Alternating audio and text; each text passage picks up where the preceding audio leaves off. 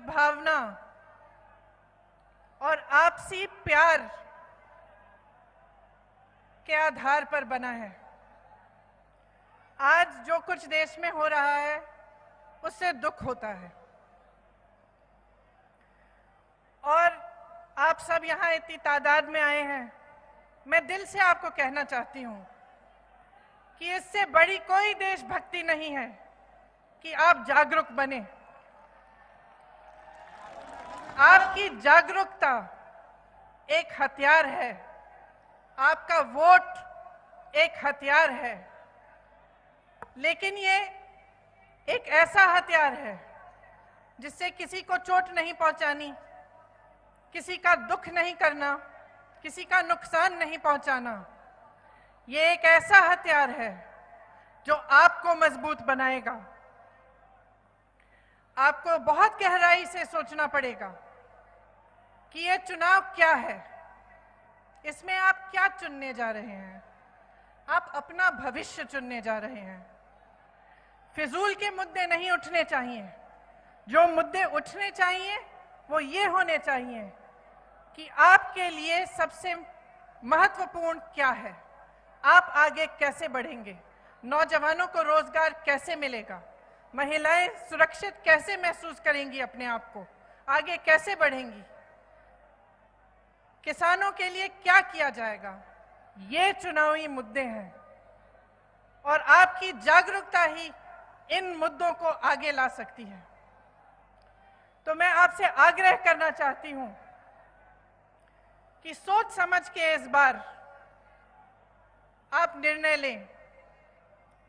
जो आपके सामने बड़ी बड़ी बातें करते हैं, बड़े बड़े वादे करते हैं, उनसे पूछिए जो 2 करोड़ रोजगार उन्होंने आपको, जिनका उन्होंने आपको वचन दिया था, वो रोजगार कहाँ है।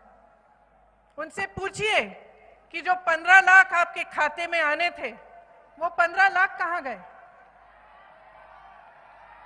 जिन महिलाओं की सुरक्षा की बात करते थे, उन महिलाओं को किसने पूछा है इन 5 सालों में। सही सवाल करिए इस चुनाव में। आगे आने वाले 2 महीनों में आपके सामने तमाम मुद्दे उछाले जाएंगे। आपकी जागरूकता ही इस देश को बनाएगी। ये आपकी जिम्मेदारी है। आपकी देशभक्ति इसी में प्रकट होनी चाहिए। तो यहाँ पे जहाँ से हमारी आज़ादी की लड़ाई शुरू हुई थी, जहाँ से गांधी जी ने प्रेम की आवाज उठाई थी, सद्भावना की आवाज उठाई थी, अहिंसा की आवाज उठाई थी, मैं सोचती हूं यहीं से आवाज उठनी चाहिए। जो अपनी फितरत की बात करते हैं आपके सामने, आप उन्हें बताइए कि इस देश की फितरत क्या है। इस देश की फितरत है कि जर्रे जर्रे में सच्चाई ढूंढ के निकालेगी। इस देश की फितरत है कि नफरत की हवाओं को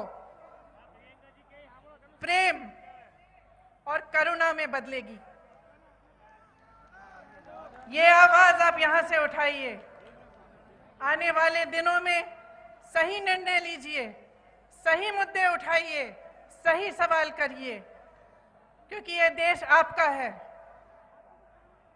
आपने बनाया है, मेरे किसान भाइयों ने बनाया है, मेरी बहनों ने बनाया है, जो रोज सुबह शाम मेहनत करती हैं, नौजवानों ने बनाया है, और किसी ने ये देश नहीं बनाया है। ये देश और किसी का नहीं है।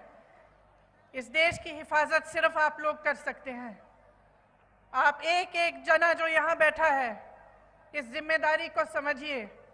आगे जैसे परेश जी ने कहा, आज़ादी की लड़ाई से कोई कम नहीं है। हमारी संस्थाएं नष्ट की जा रही हैं।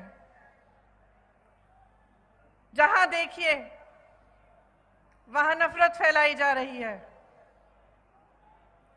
और हमारे लिए, आपके लिए इससे बड़ी चीज कोई नहीं हो सकती कि हम देश की हिफाजत करें, हम देश के लिए काम करें और देश के विकास के लिए आगे बढ़ें और इकट्ठे आगे बढ़ें।